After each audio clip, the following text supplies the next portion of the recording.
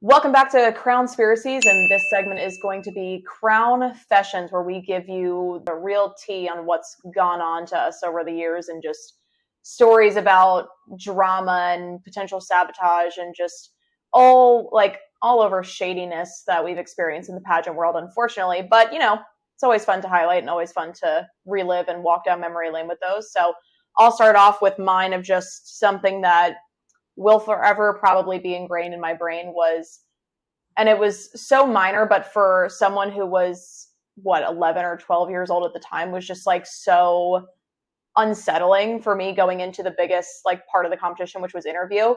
Literally standing outside the interview room, ready to walk in and sit down and prepare for my interview itself, into the holding room, if you will. Standing outside of the room and at the step and repeat, taking some photos of my friends, and not going to say what pageant this happened at, but the stage director at the time was just so passive aggressive and just so backhanded with everything that she said. You could clearly tell she had favorites just by how she spoke to certain people and what she said to certain people. So she decides to come up to me right before, and again, no more than I think 11, maybe 12, right before I'm about to go into the interview holding room and get myself prepared. She comes up to me, and there was simply nothing wrong with my hair. It was just pulled back in a clip, straight, neat, whatever, looking like I was about to go into a job interview. And I remember she comes up and she's like, "Hey honey, how are you?" Touching my hair. And she's like, "You're going to wear your hair like that for the interview?" Okay. Insert panic, because why would you tell me that? You're the state director. I'm now thinking that I am going in there looking a fool and I'm going to lose my chance to walk away with the crown. So yeah, that was probably the first memory I had of just what the ugly side of pageantry can look like, and just the shadiness of it. And just, I don't understand how you could do that to a 12-year-old, but that's part of the game. It's part of this whole industry. Unfortunately, it does happen, but yeah. You got any, Chrisanne? Before I move on to mine, I think what bothers me most about that particular story, because I was there with you when this happened, but I think what bothers me most about this is you are inflated and inflated and inflated to feel so good about yourself going into that event, especially interview where you're going to be putting yourself out there for people, 5 strangers to judge you in a very short amount of time. And we put so much work and effort into making you feel great about yourself. That way, when you walk in that room, it doesn't matter what question you get asked, you're ready for it. You can handle it. You got this. For her to then pop that balloon of all that progress that we just made right before you go into the most important competition. So that, for me, is why I find that highly offensive. I mean, also just to do that to a kid, at your big age. At your big age, sis, come on. Let's learn how to be an adult here. Choose your words, even if you don't necessarily like the hairstyle or the outfit. That's what they're wearing going into that room. And the worst thing to do is to pop the balloon right before they go into that room. So just choose your words wisely, as moms, especially the way you talk to your daughters. But in that case, it was a director. For me, I was competing at a pageant in Las Vegas. I had competed once before and I didn't place, but I had really decided to, I didn't get mad. I decided to work on myself and take all of the feedback that I received and make myself better for the next year. So I came to that pageant and I wasn't cocky. I didn't expect to win because I was humbled the first time. But my goal was to place in that top 5. And that was really a realistic goal. So I was competing real good. I was making friends. I was competing. We had so many different areas of competition. And the way that one worked is you had your preliminary night and then your final night. Both of them judged, both of them counted toward the score. So I guess I had finished my preliminaries and obviously I had done very well. I had a fantastic interview, one of the best I've ever had. So I'm flying high. We get to our platform statement and everyone was required to wear a red cocktail dress to then deliver their platform statement. I don't know why. That was just what they wanted us to do. So I go to change from my opening number to my red platform dress, and the dress was missing, completely gone. Now, I am meticulous. When I tell you everything has a hanger, every hanger is labeled. There are baggies attached to the hanger with, I am meticulous. Everything but the dress was on that hanger. So what do? I stay in my little opening number dress, and I go back out and I deliver the heck out of that platform statement.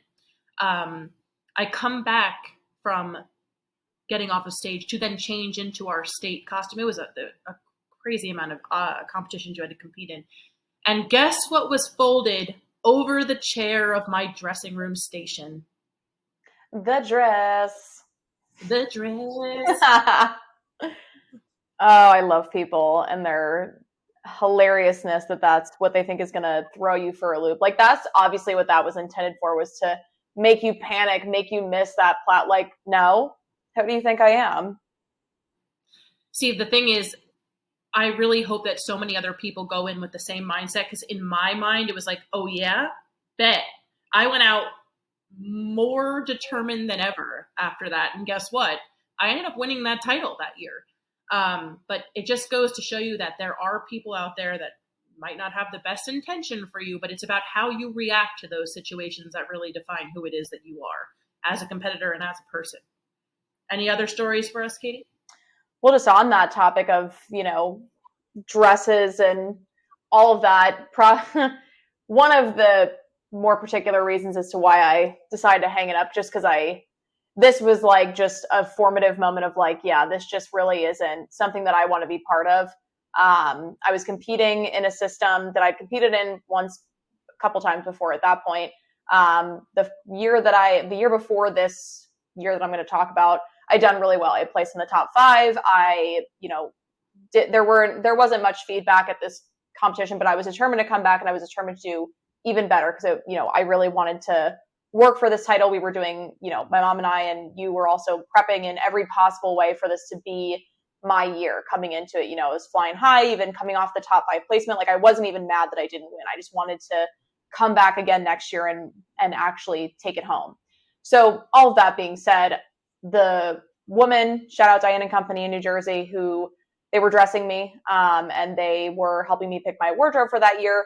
They had a connection with the director. So Kim from Diane and Company had reached out on my behalf, just trying to get some feedback for me to help me on, my prep for the upcoming year of competition. Just asked, hey, Katie Sauer's coming in looking for a dress for this year. What can she do differently? Like, any feedback that you got from the judges last year? She's really looking to give 110% this year and walk away with it. So, the year before, I had done the whole big pageant hair, white dress, all of that jazz. So they had said they wanted basically the opposite of that. They wanted to see me in a color. They knew that my hair was naturally straight, so they wanted to see it like that. And they kind of wanted to just be more of like my authentic self. Totally makes sense, 100%. So we did just that. Kim dressed me that year in red, like big, like bold, straight hair. So the focus was all on like the dress and me and my personality, all of that, exactly what they had said. Went into that competition, again, confident but not cocky. I knew that it was still a competition, that there were going to be other really great girls competing against me. So I wasn't expecting to win, but I wasn't expecting to go backwards like what happened. So I went from not even making the top 5 at all that year, and then the girl who won looked exactly like me the way that I did the year before, with my hair, big pageant curls, white dress that was almost identical to the one that I had on the year before.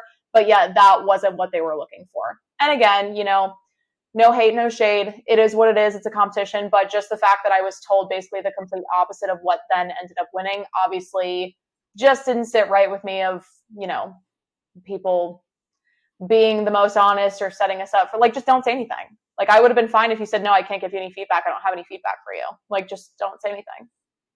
Mm-hmm. But, any other stories from you about your war stories? I'm getting PTSD flashbacks over here from Vietnam. I know. Oh my god! Every time I hear these stories, I internally cringe, just of like again, the things that we have experienced throughout the years. I think this actually has to do with you and I completely forgot about this till this moment, but I think this is a more relevant story in the situation. But it again goes down to mindset. I will never forget when we went to the pageant that shall not be named, and we were both competing, and genuinely we were just trying to get to know the system, like get the vibe of the system. We had heard great things from people down in that area. We were referred. So I was like, hey, Katie, let's do that. I talked to your mom. I was like, please come to Florida with me. And we did. So when we were competing, I will never forget, it was like day 1, we're checking in. they had the big contestant boards, and we're standing there, and I see people like pointing at the different pictures on the board. So my mom was standing in front of mine, checking out like my division. I don't do that because I won't allow that to get in my head. I don't care who I'm competing against. As far as I'm concerned, in that moment, I'm competing against myself, and I need to be the most focused version of myself. I don't worry about anybody else because how can I? That's none of my control. And there's another lady standing next to her, like talking to her friend, and she's like, "Oh, like this girl's gonna win." And my mom goes, "Oh, you think this girl?" That girl was not me.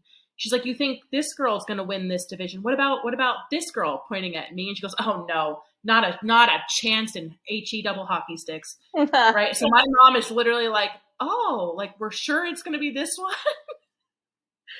And then they did it to your division as well. They did the same women were like, "Oh no, not her. It's going to be her." Yeah. So they're my like, mom, not these two jokers from the Northeast, please. they're like, absolutely not. My mom comes up to me and she's like, "Okay, listen, like, I know you have to do your dues." And I was like, "I don't care. Listen, we're here to have fun. Like, I don't care. Like, we're going to go to Disney on our downtime, and we're going to Epcot on our downtime." We had like the time of our life. And I think that Nikki was wall twerking in the room. Like, how could we not have a good time? She was doing cartwheels onto the wall. And I'm not even talking about the pageant. I'm talking about the time that we had outside of the pageant. Yeah. That was one of because we did not let the pressure of the competition, like in our heads, we're like, "Oh, we're not winning. Those two are winning." Yeah. And I think that is part of the reason why we were both successful at the end. So ha ha to those moms. We ended up winning that year. That was such a eat your cake moment for us. Like, just because they were also the first, like, I remember they were like the first ones to like come around and be like, "Congratulations. Like, I know who you are." Yeah. Remember how you said that I didn't stand a shot in HE double hockey sticks? Well, right. Guess what goes over today? And that's what's up with that. Yeah, no, I remember Luann was so concerned too. She was like afraid that it was going to hurt our feelings. And we were like, "No, I don't. That stuff never, the actions of other people, I learned a very long time ago to mute the actions of other people. Yeah. Because you can. I mean, you're going to just like, it's not worth it because they are not the judges. They don't know what they're talking about. They have no control over what happens. So it serves you no benefit to take that into consideration or take that to heart when hearing what other, like, of course, everybody thinks that they're like, whoever they're there to support, like their daughter or their student, if they're a coach, like anything like that, I mean, they're obviously going to think that whoever they're with is the best person for, to win. And they're going to be the person that they feel deserves it the most. But guess what? Everybody feels like that. So keep your opinions to yourself. Yeah. And don't pop other people's balloons. It's not nice. Yeah. I mean, keep your fingers pointed at yourself, babe. Fingers pointed at yourself. Because listen, we want to get critical now. Let's start with those weird open toes you be wearing. Because I don't want to see those crusty, and nobody wants to see those crusty dogs. Put those toes away. Get some closed-toed shoes and throw those nasty things out if you want to talk about what people need to be fixing. Yeah. I mean, those are some of the things throughout the years that I mean, it just makes you scratch your head. And I will tell you that pageantry in general is 90% positive, but this 10% is juicy, man. Oh my God. That is what is going to fuel this podcast. Now, don't get me wrong. The fun and the good and the inspirational, that's all coming, but we gotta get y'all hooked first. Oh yeah, this is just scratching the surface too. And again, like we have so many more positive stories too that we're going to get into of just like the real MVPs, like not just the ones that we talked about before of saving us all from weird perverts and people trying to film underage girls in the ballroom, but like the good people that come. You can see my co-host over here in the background. The good people that come from pageantry that really are what this is all about. But yeah, I mean, these stories of what we've experienced on the opposite side are just what always makes it like interesting and always makes it, keeping us on our toes with it because people are wild, the things that they say and do during pageants. Like, again, this is a hobby. Like, we're not curing cancer here. Like, let's back it down a few notches. But that's what keeps it entertaining, I guess. Well, if you like what you see and you want more content, leave some ideas of what you do want to see or what you do want us to talk about. And then also, if you have any stories of your own that you think are interesting or that you would like shared, send to our crownspiracies@gmail.com email address, and we will read those live. If you want to remain anonymous, please make sure to say that you would like to remain anonymous, and we will respect that for sure. 100%. But for now, this has been another episode of Crownspiracies, and until next time, keep it real, keep your head high, and shine on. We'll see you next week. Bye. Bye.